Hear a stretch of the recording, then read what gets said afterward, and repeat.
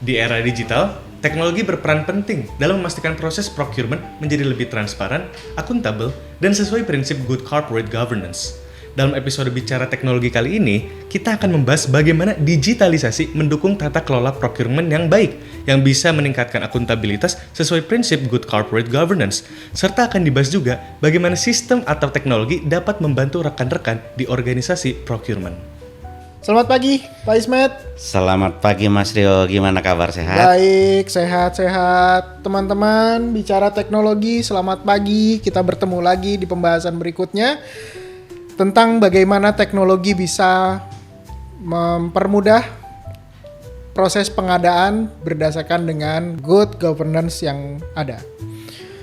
Baik, Pak Ismet, berbicara dengan teknologi di dalam proses procurement, perannya seperti apa Pak Ismet? Apalagi terkait dengan good governance yang ada di procurement itu sendiri. Oke, terima kasih Mas Rio.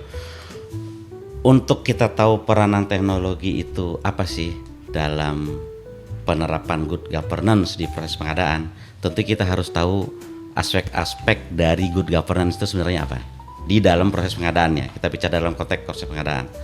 Aspek-aspek good governance itu antara lain adalah kita bicara tentang transparansi, lalu kita bicara tentang efisiensi, kemudian kita bicara tentang bagaimana meminimize fraud, lalu tentu yang paling penting nih ya, yang paling penting apalagi di Indonesia adalah aspek compliance dan juga fairness. Karena kalau udah bicara proses good governance, fairness dan compliance ini saya rasa aspek yang paling penting. Oke. Nah, untuk kita tahu apa sih peranan teknologi terhadap aspek-aspek tadi, ya tentu kalau kita bicara tentang transparansi. Yang dimaksud transparansi itu adalah proses atau sistem pengadaannya itu harus bisa auditable. Tentu kita akan sulit ya kalau nggak pakai teknologi zaman sekarang. Kita untuk mengaudit sistem secara manual dari proses pengadaan yang apalagi kita tumpukan kertasnya banyak itu akan sulit. Nah, dengan digitalisasi, dengan teknologi, tentu proses auditable itu akan lebih cepat dan lebih akurat. Itu yang paling penting sih. Itu yang lebih akurat. Oke. Kemudian aspek berikutnya adalah bicara tentang efisiensi dalam proses pengadaan. Peran teknologi itu di mana? Ya udah jelas. Proses pengadaan kalau kita bicara efisiensi, salah satu hal paling penting adalah efisiensi proses, kan? Oke. Efisiensi proses. Ya. Ya. Kebayang kalau proses kita lakukan secara manual tanpa teknologi, nggak akan dapat saya rasa efisiensinya.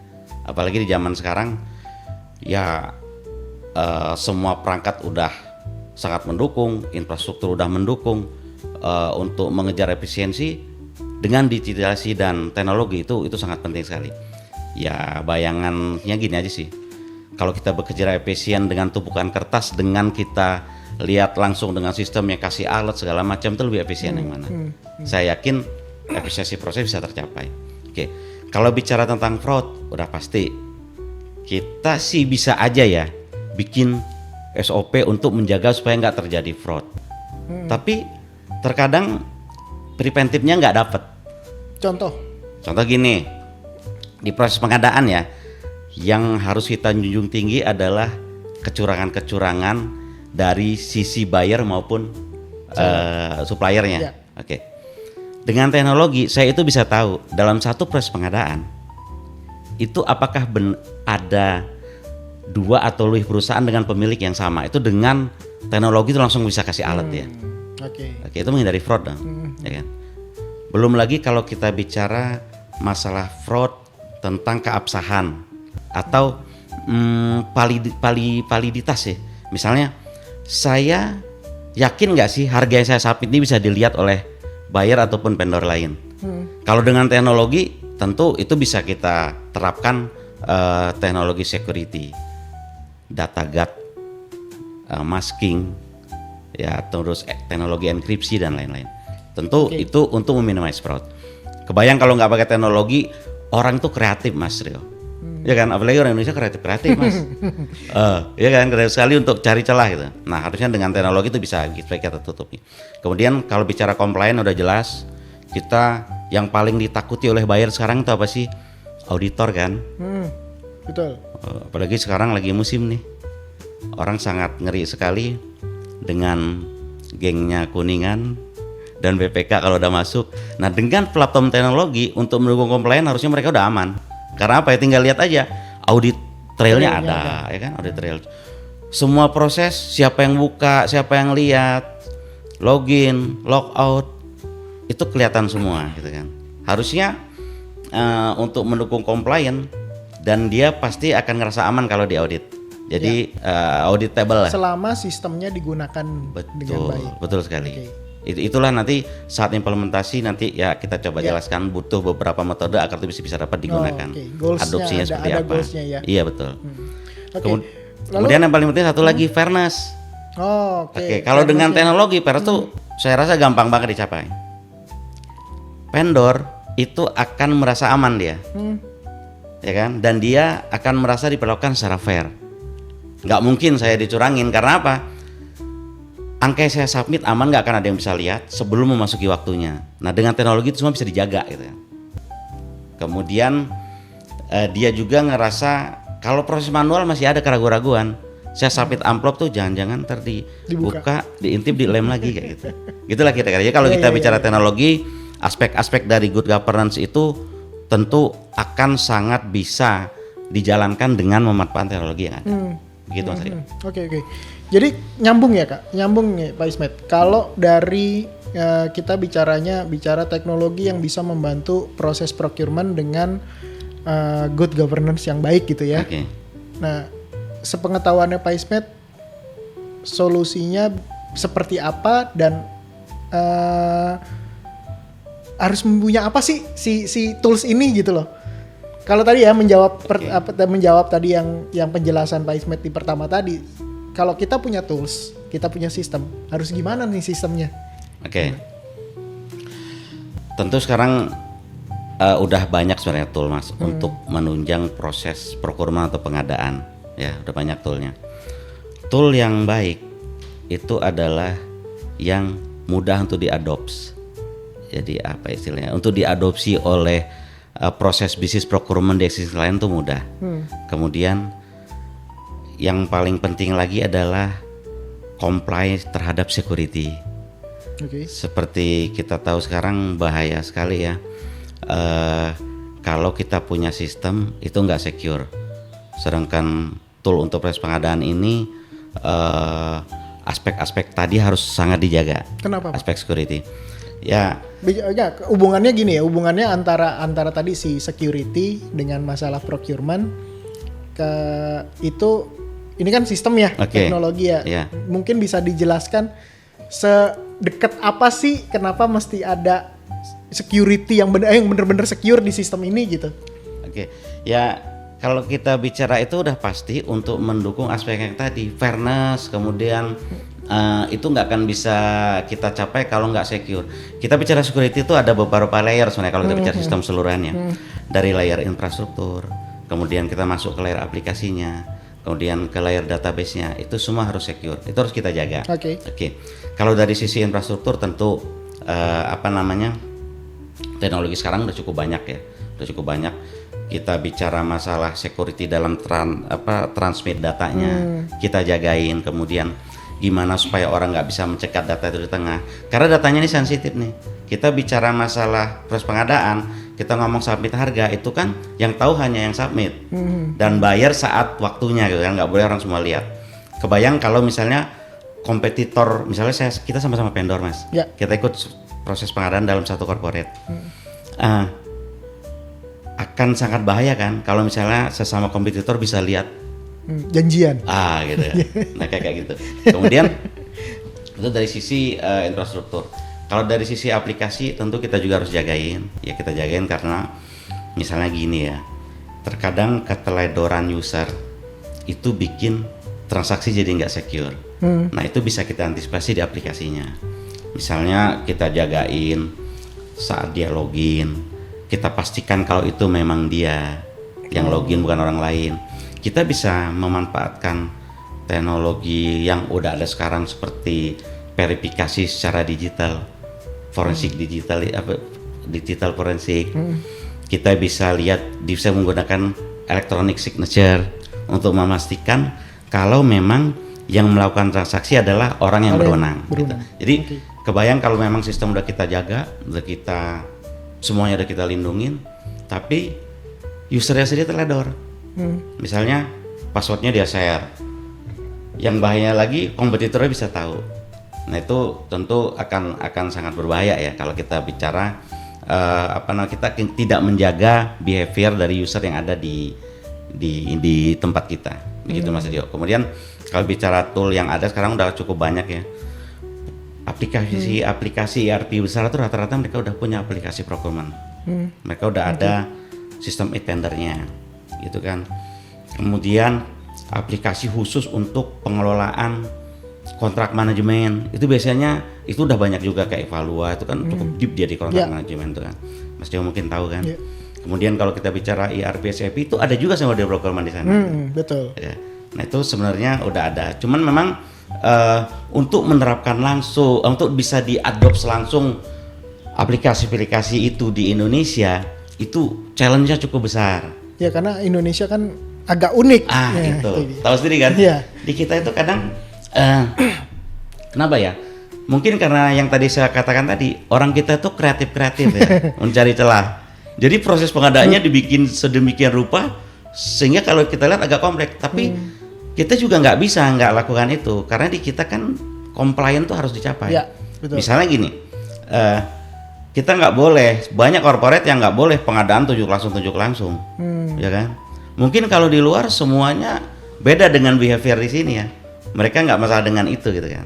Nah itu yang saya katakan tadi, tool-tool tadi itu memang udah banyak, tapi saat diimplementasikan di sini itu proses adoptionnya agak sulit, nggak smooth. Mencapai compliance-nya agak lama. Iya, agak lama, ya. betul, butuh effort yang cukup besar. Ya. Gitu Mas Rio.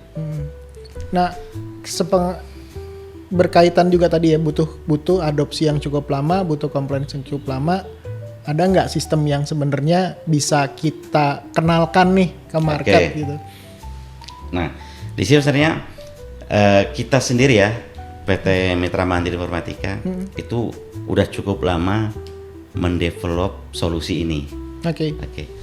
Awal solusi ini kita develop melihat kondisi dan keadaan seperti tadi itu.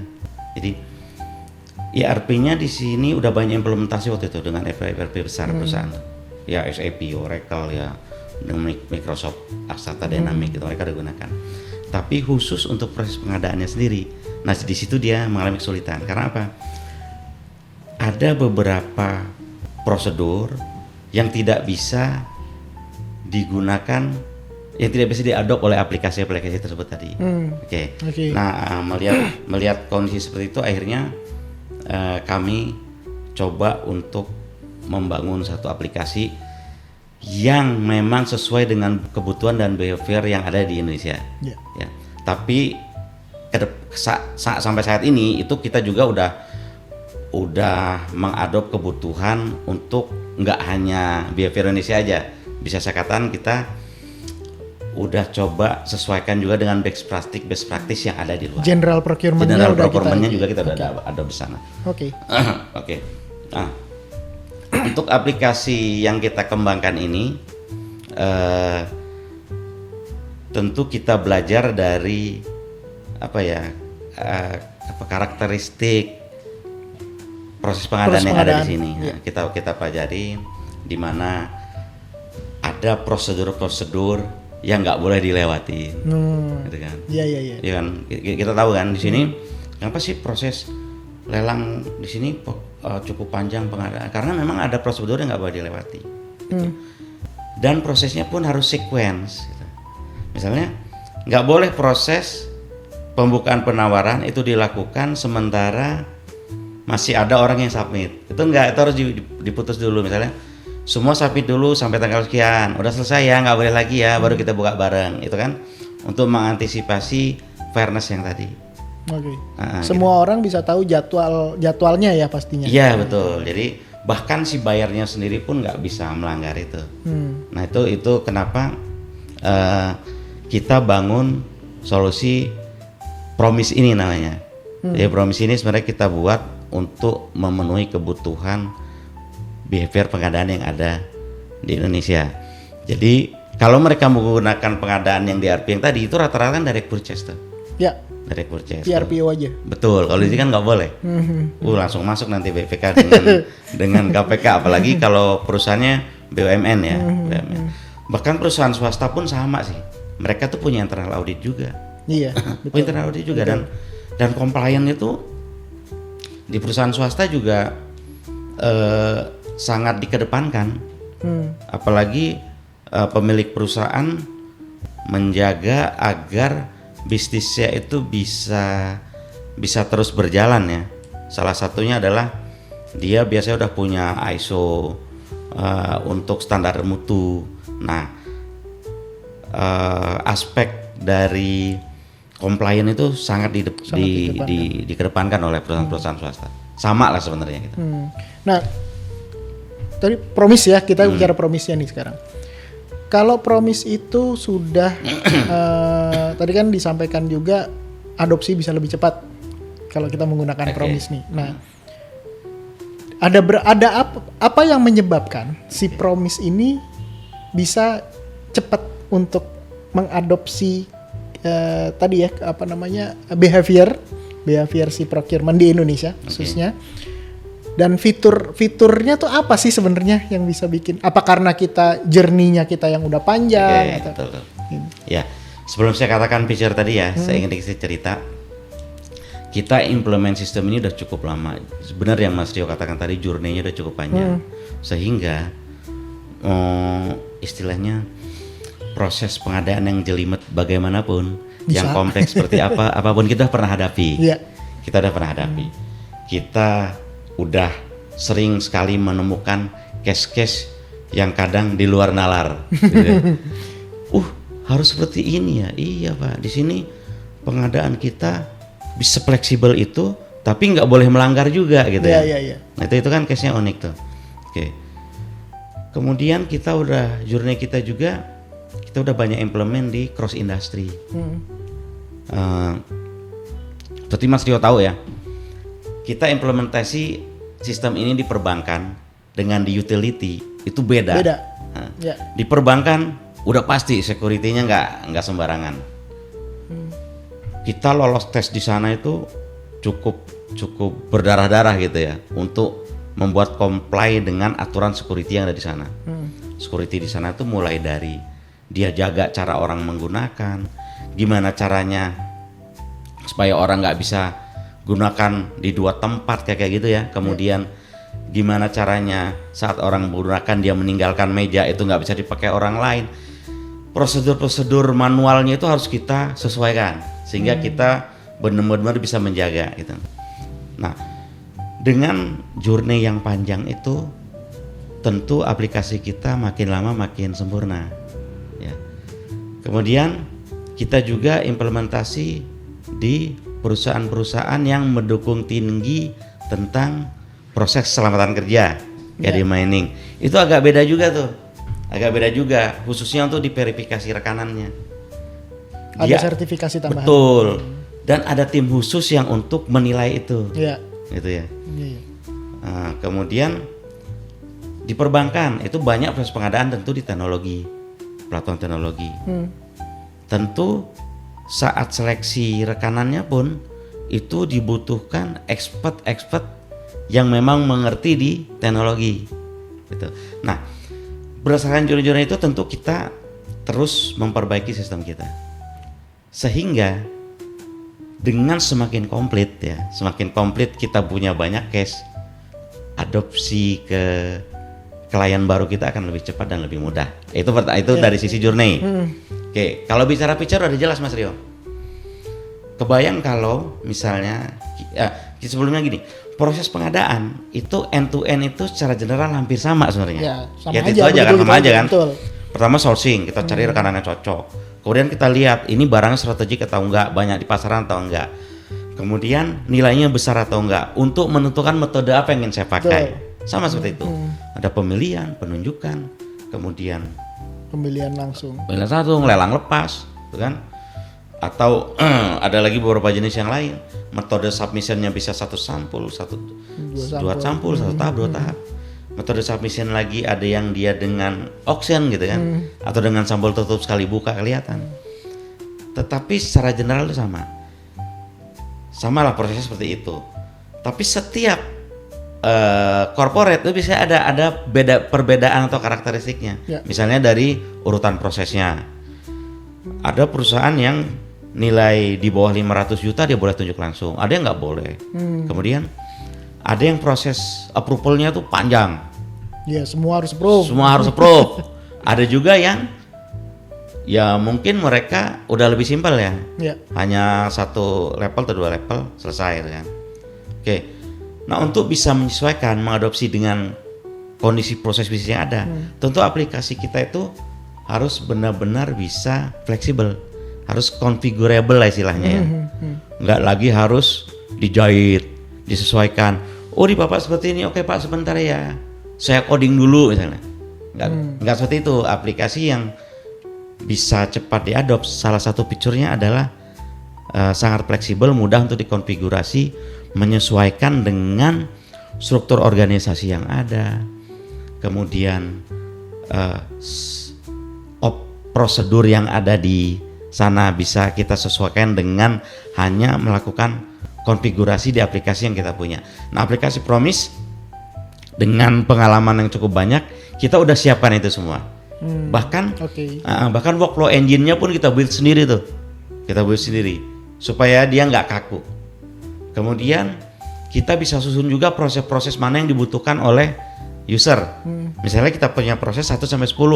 Oh, di sini dia cuma butuh 1, 2, 8, 7 gitu kan. Itu bisa kita config sedemikian rupa sehingga kita bisa sesuaikan dengan proses bisnis yang ada di customer kita. Begitu. Jadi Mas sebenarnya kalau boleh dibilang Promise tuh dibuat dan di dalam perjalanannya seluruhnya menggunakan journey yang ada, bukan journey yang ada, menggunakan use case yang ada ya. Betul. Jadi bener-bener kita belajar dari use case untuk membuat ini menjadi lebih baik. Iya. Gitu ya. Betul. Nah, perannya Promise dalam membantu organisasi procurement untuk tadi bisa efisien dan akuntabel itu di sisi apanya? Sebenarnya udah saya singgung yang tadi ya, sedikit ya, yang bicara tentang peranan teknologi. Tapi ini kita bilang spesifik di Promise ya. Oke. Kalau di aplikasi Promise kita bicara tentang accountable, udah jelas Mas. Proses yang panjang tadi itu semua kita terdokumentasi. Oke. Bahkan historinya tuh dari ujung ke ujung tuh bisa dilihat. Dan itu ya accountable. Karena kelihatan tuh siapa yang melakukan apa, jam berapa kita buka, tanggal berapa dia ngupdate. Dan kita udah punya satu tool audit trail yang untuk melihat satu proses transaksi dari awal hingga akhir itu siapa aja yang terlibat. Kemudian perubahan-perubahan apa aja yang terjadi selama transaksi itu gitu kan. Contohnya gini lah, kayak di modul kontrak manajemen. Kalau proses manualnya orang bikin kontrak, Mas Rio sama saya sepakat bikin kontrak ya. Oke Mas, draft dari saya seperti ini. Gimana Mas Rio, setuju nggak? Mas Rio lihat klausulnya. Tentu dilihat lagi tanggung jawab masing-masing pihak gitu kan ya. Sama Mas Rio diedit kan. Balik lagi saya. Ditandain sama Mas Rio biasanya kan. Pakai stabilo. Dari mark. Oke, dirubah jadi ini, saya setuju. Nah, kalau dengan sistem itu sebenarnya semua perubahan tuh ke-track secara otomatis. Bahkan dia merubah statement tuh kelihatan. Jam berapa dia merubah dari ini jadi ini gitu ya. Sehingga nanti nggak ada debatable lagi saat kontrak udah jadi.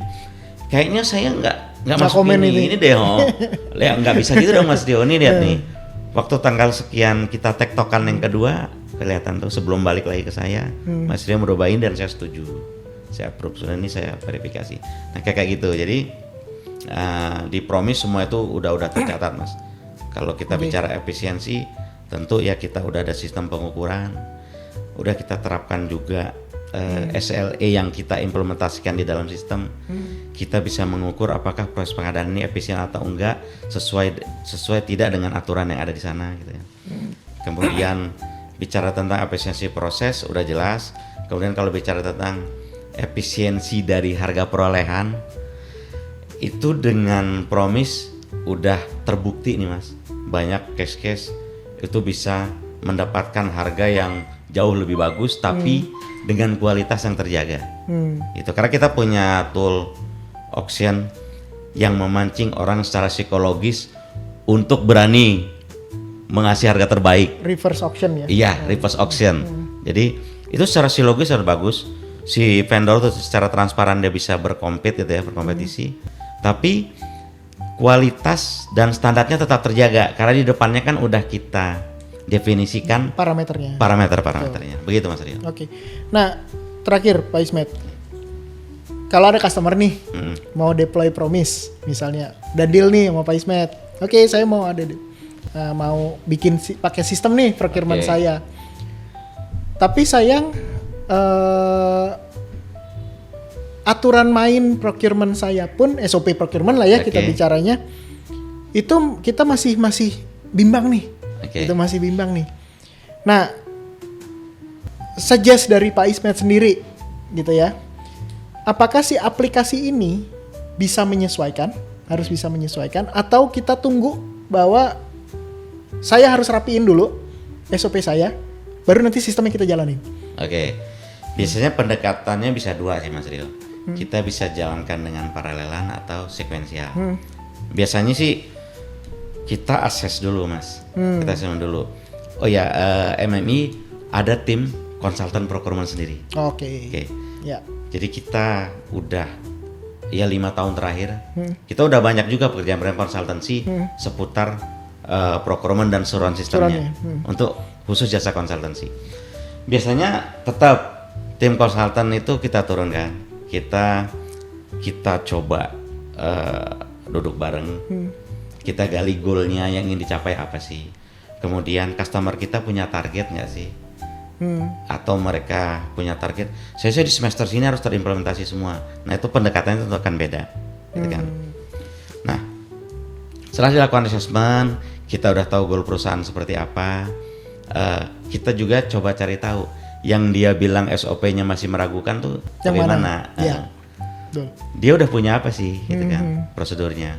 Apakah semuanya sudah tertuang, udah disahkan dan udah berjalan, atau yang dilakukan adalah sebenarnya saya udah punya, cuman pada pelaksanaannya nggak dijalankan sebagaimana mestinya. Nah itu kita harus cari tahu maksudnya tadi tidak sempurna itu seperti apa.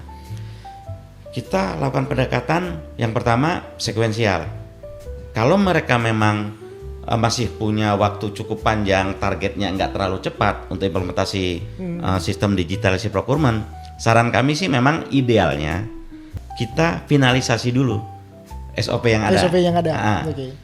Ya nggak apa-apa, kita turunkan tenaga konsultan kita kasih masukan, kita ceritakan aspek-aspek pengadaan yang baik, kita bicara tentang transparansi harus tercapai, efisiensinya juga harus dapat, security-nya harus kena, dan aspek-aspek yang lain harus dapat semua. Nah, dengan SOP yang ada, gap-nya seperti apa? Oh, berarti Bapak harus sempurnakan di proses ini. Misalnya kita bisa lihat, kayaknya di proses sourcing vendor Bapak harus diimprove deh. Selama ini harus lebih terbuka, gitu kan? Kita sesuaikan operasi sistemnya seperti ini, kita uji, kita coba. Nah, kalau itu udah sesuai, baru kita implementasi aplikasi promise yang kita punya, kita deliver. Nah, aplikasi promise kami pada dasarnya sebenarnya udah cukup fleksibel Mas Rio. SOP yang bagaimanapun kita udah bisa config, kita bisa ikuti tanpa harus banyak effort untuk melakukan customize di aplikasi. Karena kita udah ada pengalaman yang banyak, kemudian aplikasi kita juga udah kita sesuaikan agar mudah untuk dikonfigurasi. Begitu Mas. Jadi metode paling ideal memang harusnya begitu, sekuensial. Ya, SOP-nya dulu. SOP dulu. Atau aturan main dulu lah ya, aturan mainnya dulu baru. Betul. Tapi kalau dia punya goal yang berbeda, target, itu bisa juga kita lakukan secara parsial. Tapi saran kami, saat implementasi sistem procurement walaupun secara parsial, jangan frontal. Ya. Setuju ya?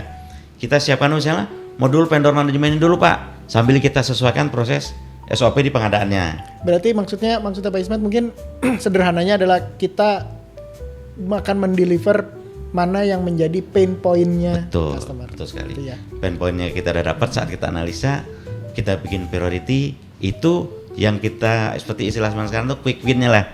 Quick win-nya. Baru nanti secara ini nggak apa-apa sambil kita sempurnakan proses pengadaannya. Implementasi kita lakukan. Karena saat proses implementasi justru banyak kegiatan yang harus dilakukan oleh customer juga, Mas Rio. Misal saat kita implementasi vendor management, kita harus blast email ke vendor. Mereka harus sosialisasi. Mereka harus Training. iya, sosialisasi gitu. Dia training, dia kasih guidance gitu kan. Tentu itu memakan waktu ya. Belum lagi dia harus verifikasi. Oh iya. Gitu kan. Karena validitas data vendor sangat penting ya. Kita nggak mau saat proses pengadaan nanti, saat proses sourcing kita dapat partner yang nggak ideal. Begitu Mas Rio. Oke, Pak Ismet, terima kasih banyak waktunya. Kita akan berjumpa lagi nanti untuk diskusi lagi Baik Mas Rio. di Terima kasih. topik berikutnya. Baik, teman-teman bicara teknologi, sebagai kesimpulan dari diskusi kami kali ini, yang pertama adalah organisasi procurement perlu peran teknologi untuk mencapai good governance yang baik. Dan perlu suatu sistem yang dimiliki dan mumpuni agar adopsi yang ingin dicapai bisa dengan cepat dan efisien didapatkan. Yang terakhir, Promise sebagai salah satu produk e-procurement memiliki kapabilitas yang dapat digunakan oleh rekan-rekan di organisasi procurement. Demikian dari kami, sampai kita bertemu lagi di Bicara Teknologi berikutnya.